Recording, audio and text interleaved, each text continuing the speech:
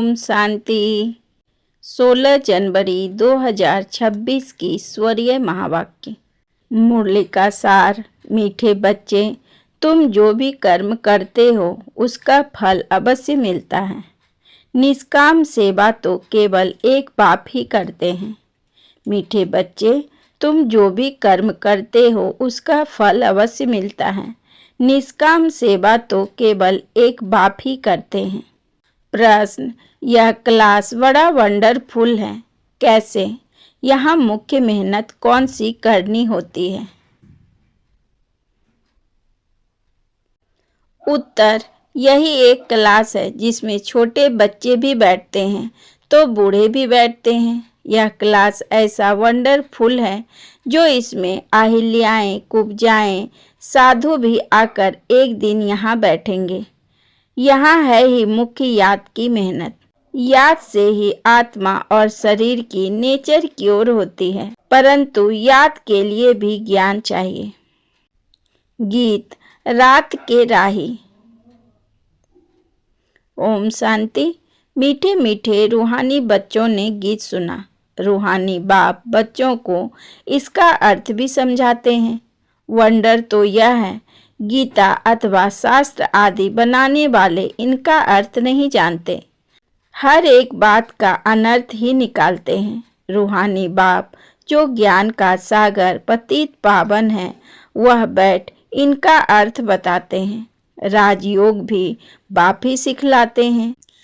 तुम बच्चे जानते हो, अभी फिर से राजाओं का राजा बन रहे हैं और स्कूलों में ऐसे कोई थोड़े ही कहेंगे कि हम फिर से बैरिस्टर बनते हैं। फिर से यह अक्षर किसको कहने नहीं आएगा। तुम कहते हो हम 5000 वर्ष पहले मिसल फिर से बेहद के बाप से पढ़ते हैं। यह विनाश भी फिर से होना है जरूर। कितने बड़े बड़े बम बनाते रहते हैं, बहुत पावरफुल बनाते हैं, रखने के लिए तो नहीं बनाते हैं ना। यह विनाश भी शुभ कार्य के लिए है ना। तुम बच्चों को डरने की कोई दरकार नहीं है। यह है कल्याणकारी लड़ाई। बाप आते ही हैं कल्याण के लिए, कहते भी हैं बाप आकर ब्रह्मा द्वारा स्थापना, शंकर द्वारा विनाश का कर्तव्य करते हैं। सो यह बॉम्ब आदि है ही विनाश के लिए, इनसे जास्ती और कोई चीज है नहीं। साथ साथ नेचुरल कैलेमिटीज भी होनी है, उनको कोई ईश्वरीय कैलेमिटीज नहीं कहेंगे। यह कुदरती आपदाएं ड्रामा में नूद है, यह कोई नई बात नहीं है। कितने बड़े बड़े बॉम्ब बनाते रहते हैं, कहते हैं हम शहरों के शहर खत्म कर देंगे। अभी जो जापान की लड़ाई में बॉम्ब चलाए, यह तो बहुत छोटे थे, अभी तो बड़े बड़े बॉम्ब बनाए हैं। जब जास्ती मुसीबत में पड़ते हैं, सहन नहीं कर सकते, तो फिर बॉम्ब शुरू कर लेते हैं। कितना नुकसान होगा, वह भी ट्रायल कर देख रहे हैं। अरबों रुपया खर्च करते हैं। इन बनाने वालों की तनख्वाह भी बहुत होती है। तो तुम बच्चों को खुशी होनी चाहिए। पुरानी दुनिया का ही विनाश होना है। तुम बच्चे नई दुनिया के लिए पुरुषार्थ कर रहे हो। विवेक भी कहता है पुरानी दुनिया खत्म होनी है जरूर। बच्चे समझते हैं कलयुग में क्या है, सतयुग में क्या होगा। तुम अभी संगम पर खड़े हो, जानते हो सतयुग में इतने मनुष्य नहीं होंगे, तो इन सब का विनाश होगा। यह कुदरती आपदाएं कल्प पहले भी हुई थी। पुरानी दुनिया खत्म होनी ही है। कैलेमिटीज तो ऐसी बहुत होती आई है, परंतु वह होती है थोड़ी अंदाज में। अभी तो यह पुरानी दुनिया सारी खत्म होनी है। तुम बच्चों को तो बहुत खुशी होनी चाहिए। हम रूहानी बच्चों को परमपिता परमात्मा बाप बैठ समझाते हैं, यह विनाश तुम्हारे लिए हो रहा है। यह भी गायन है। रुद्र ज्ञान यज्ञ से विनाश ज्वाला प्रज्वलित हुई। कई बातें गीता में है जिसका अर्थ बड़ा अच्छा है, परंतु कोई समझते थोड़े ही है। वह शांति मांगते रहते हैं। तुम कहते हो जल्दी विनाश हो तो हम जाकर सुखी होवे। बाप कहते हैं सुखी तब होंगे जब सतो प्रधान होंगे। बाप अनेक प्रकार की पॉइंट्स देते हैं। फिर कोई की बुद्धि में अच्छी रीति बैठती है, कोई की बुद्धि में कम। बुढ़ियाएं समझती है शिव बाबा को याद करना है, बस उनके लिए समझाया जाता है। अपने को आत्मा समझ बाप को याद करो। फिर भी वर्षा तो पा लेती है, साथ में रहती है। प्रदर्शनी में सब आएंगे। आजा मिल जैसे पाप आत्माओं, गणिकाओं आदि सबका उद्धार होने का है। मेहतर भी अच्छे कपड़े पहनकर आ जाते हैं। गांधी जी ने अछूतों को फ्री कर दिया, साथ में खाते भी हैं। बाप तो और भी मना नहीं करते हैं, समझते हैं इन्हों का भी उद्धार करना ही है। काम से कोई कनेक्शन नहीं है, इसमें सारा मदार है बाप के साथ बुद्धि योग लगाने का। बाप को याद करना है। आत्मा कहती है मैं अछूत हूँ। अब हम समझते हैं हम तो सतो प्रधान देवी देवता थे, फिर पूर्व जन्म लेते लेते अंत में आकर पतित बने हैं। अब फिर मुझ आत्मा को पावन बनना है। तुमको मालूम है सिंध में एक भिलनी आई थी, ध्यान में जाती थी, दौड़ कर आए मिलती थी। समझाया जाता था इनमें भी आत्मा तो है ना, आत्मा का हक है अपने बाप से वर्षा लेना। इनके घर वालों को कहा गया इनको ज्ञान उठाने दो। बोले हमारी बिरादरी में हंगामा होगा। डर के मारे उनको ले गए। तो तुम्हारे पास आते हैं, तुम किसको मना नहीं कर सकते हो। काया हुआ है, अबलाएं, गणिकाएं, भिलनियाएं, साधु आदि सबका उद्धार करते हैं, साधु लोग से लेकर भिलनी तक। तुम बच्चे अभी यज्ञ की सर्विस करते हो, तो इस सर्विस में बहुत प्राप्ति होती है, बहुतों का कल्याण हो जाता है। दिन प्रतिदिन प्रदर्शनी सर्विस की बहुत वृद्धि होगी। बाबा बैज भी बनवाते रहते हैं। कहाँ भी जाओ तो इस पर समझाना है, यह बाप, यह दादा, यह बाप का वर्षा। अब बाप कहते हैं मुझे याद करो तो तुम पावन बन जाएंगे। गीता में भी है मामेकम याद करो। सिर्फ उनमें मेरा नाम उड़ाए बच्चे का नाम दे दिया है। भारतवासियों को भी यह पता नहीं है कि राधे कृष्ण का आपस में क्या संबंध है। उनके शादी आदि की हिस्ट्री कुछ भी नहीं बताते हैं। दोनों अलग अलग राजधानी के हैं। यह बातें बाप बैठ समझाते हैं। यह अगर समझ जाए और कह दे कि शिव भगवानुवाद, तो सब उनको भगा देंगे। कहेंगे तुम यह फिर कहाँ से सीखे हो, वह कौन सा गुरु है। कहे बीके है तो सब बिगड़ जाए, इन गुरुओं की राजाई ही चट हो जाए। ऐसे बहुत आते हैं, लिख कर भी देते हैं, फिर गुम हो जाते हैं।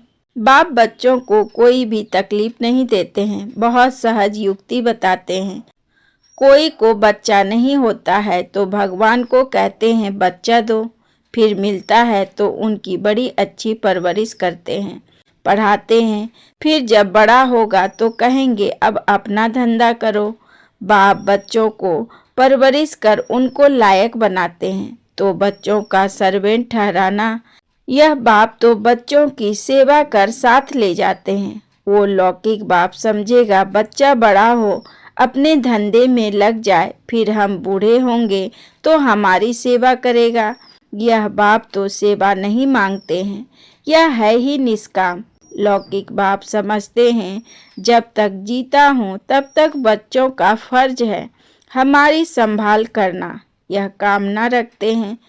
यह बाप तो कहते हैं मैं निष्काम सेवा करता हूँ, हम राजाई नहीं करते हैं। मैं कितना निष्काम हूँ, और जो कुछ भी करते हैं तो उनका फल उनको जरूर मिलता है। यह तो है सबका बाप। कहते हैं मैं तुम बच्चों को स्वर्ग की राजाई देता हूँ। तुम कितना ऊंच पद प्राप्त करते हो। मैं तो सिर्फ ब्रह्मांड का मालिक हूँ, सो तो तुम भी हो, परंतु तुम राजाई लेते हो और गंवाते हो। हम राजाई नहीं लेते हैं, ना गंवाते हैं। हमारा ड्रामा में यह पाठ है। तुम बच्चे सुख का वर्षा पाने का पुरुषार्थ करते हो, बाकी सब सिर्फ शांति मांगते हैं। वो गुरु लोग कहते हैं सुख कागविष्टा समान है, इसलिए वह शांति ही चाहते हैं। वह यह नॉलेज उठा न सके, उनको सुख का पता ही नहीं। बाप समझाते हैं शांति और सुख का वर्षा देने वाला एक मैं ही हूँ। सतयुग त्रेता में गुरु होता ही नहीं, वहाँ रावण ही नहीं, वह है ही ईश्वरीय राज। यह ड्रामा बना हुआ है, यह बातें और किसकी बुद्धि में बैठेगी नहीं। तो बच्चों को अच्छी रीति धारण कर और ऊंच पद पाना है। अभी तुम हो संगम पर, जानते हो नई दुनिया की राजधानी स्थापन हो रही है, तो तुम हो ही संगम युग पर। बाकी सब है कलयुग में। वह तो कल्प की आयु ही लाखों वर्ष कह देते हैं। घोर अंधियारे में है ना, गाया भी हुआ है। कुंभकर्ण की नींद में सोए पड़े हैं, विजय तो पांडवों की गाई हुई है। तुम हो ब्राह्मण, यज्ञ ब्राह्मण ही रचते हैं। यह तो है सबसे बड़ा बेहद का भारी ईश्वरीय रुद्र यज्ञ। वह हद के यज्ञ अनेक प्रकार के होते हैं, यह रुद्र यज्ञ एक ही बार होता है। सतयुग त्रेता में फिर कोई यज्ञ होता नहीं, क्योंकि वहाँ कोई आपदा आदि की बात नहीं। वह है सब हद के यज्ञ। यह है बेहद का, यह बेहद बाप का रचा हुआ यज्ञ है, जिसमें बेहद की आहुति पड़नी है। फिर आधा कल्प कोई यज्ञ नहीं होगा, वहाँ रावण राज ही नहीं। रावण राज्य शुरू होने से फिर यह सब शुरू होते हैं। बेहद का यज्ञ एक ही बार होता है, इनमें यह सारी पुरानी सृष्टि स्वाहा हो जाती है। यह है बेहद का रुद्र ज्ञान यज्ञ। इसमें मुख्य है ज्ञान और योग की बात। योग अर्थात याद। याद अक्षर बहुत मीठा है, योग अक्षर कॉमन हो गया है।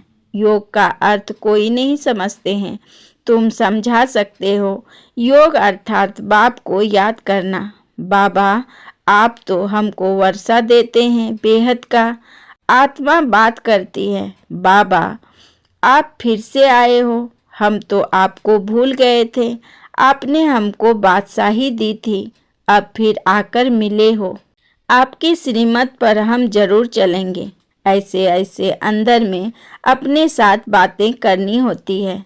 बाबा आप तो हमें बहुत अच्छा रास्ता बताते हो, हम कल्प कल्प भूल जाते हैं, अभी बाप फिर अभूल बनाते हैं। इसलिए अब बाप को ही याद करना है, याद से ही वर्षा मिलेगा। मैं जब सम्मुख आता हूँ तब तुमको समझाता हूँ, तब तक गाते रहते हैं। तुम दुख हरता सुख करता हो, महिमा गाते हैं, परंतु ना आत्माओं को ना परमात्मा को जानते हैं। अभी तुम समझते हो, इतनी छोटी बिंदी में अविनाशी पाठ नुधा हुआ है। यह भी बाप समझाते हैं। उनको कहा जाता है परम पिता परमात्मा अर्थात परमात्मा। बाकी कोई बड़ा हजारों सूर्य मिसल नहीं हूँ, हम तो टीचर मिसल पढ़ाते रहते हैं। कितने ढेर बच्चे हैं, यह क्लास तो देखो कितना वंडरफुल है। कौन कौन इसमें पढ़ते हैं, अबलाएं कुब्जाएं साधु भी एक दिन आकर बैठेंगे। बुढ़ियाएं छोटे बच्चे आदि सब बैठे हैं। ऐसा स्कूल कभी देखा? यहाँ है याद की मेहनत। यह याद ही टाइम लेती है। याद का पुरुषार्थ करना यह भी ज्ञान है ना। याद के लिए भी ज्ञान है, चक्र समझाने के लिए भी ज्ञान। नेचुरल सच्चा सच्चा नेचर की ओर इसको कहा जाता है। तुम्हारी आत्मा बिल्कुल प्योर हो जाती है, वह होती है शरीर की ओर, यह है आत्मा की ओर। आत्मा में ही खाद पड़ती है, सच्चे सोने का सच्चा जेवर होता है। अभी यहाँ बच्चे जानते हैं शिव बाबा सम्मुख आया हुआ है। बच्चों को बाप को जरूर याद करना है। हमको अब वापस जाना है, इस पार से उस पार जाना है। बाप को, बरसे को और घर को भी याद करो। वह है स्वीट साइलेंट होम। दुख होता है अशांति से, सुख होता है शांति से। सतयुग में सुख शांति संपत्ति सब कुछ है, वहाँ लड़ाई झगड़े की बात ही नहीं। बच्चों को यही फुर्ना होना चाहिए। हमको सतो प्रधान सच्चा सोना बनना है, तभी ऊंच पद पाएंगे। यह रूहानी भोजन मिलता है, उसको फिर उगाड़ना चाहिए। आज कौन सी मुख्य पॉइंट सुनी, यह भी समझाया। यात्राएं दो होती है, रूहानी और जिस्मानी।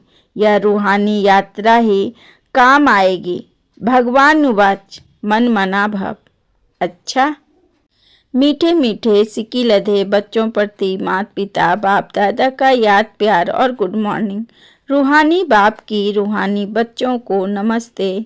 हम रूहानी बच्चों की रूहानी बाप दादा को पदम गुना नमस्ते नमस्ते नमस्ते। Good morning. शुक्रिया बाबा, शुक्रिया। धारणा के लिए मुख्य सार। नंबर 1, यह विनाश भी शुभ कार्य के लिए है, इसलिए डरना नहीं है। कल्याणकारी बाप सदा कल्याण का ही कार्य करते हैं, इस स्मृति से सदा खुशी में रहना है। दूसरा, सदा एक ही फुर्ना रखना है कि सतो प्रधान सच्चा सोना बन ऊंच पद पाना है। जो रूहानी भोजन मिलता है उसे उगाड़ना है।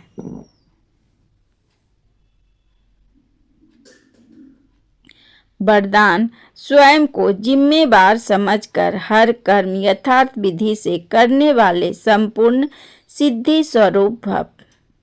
स्वयं को जिम्मेवार समझकर हर कर्म यथार्थ विधि से करने वाले संपूर्ण सिद्धि स्वरूप भव। इस समय आप संगम युगी श्रेष्ठ आत्माओं का हर श्रेष्ठ कर्म सारे कल्प के लिए विधान बन रहा है, तो स्वयं को विधान के रचयिता समझकर हर कर्म करो। इससे अलबेलापन स्वतः समाप्त हो जाएगा। संगम युग पर हम विधान के रचयिता जिम्मेवार आत्मा हैं।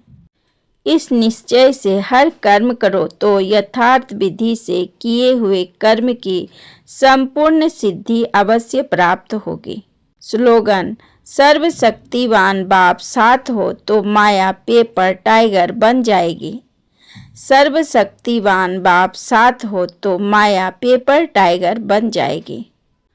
आपको आज की मुरली का सार कैसा लगा, कमेंट में ज़रूर लिखकर बताएं।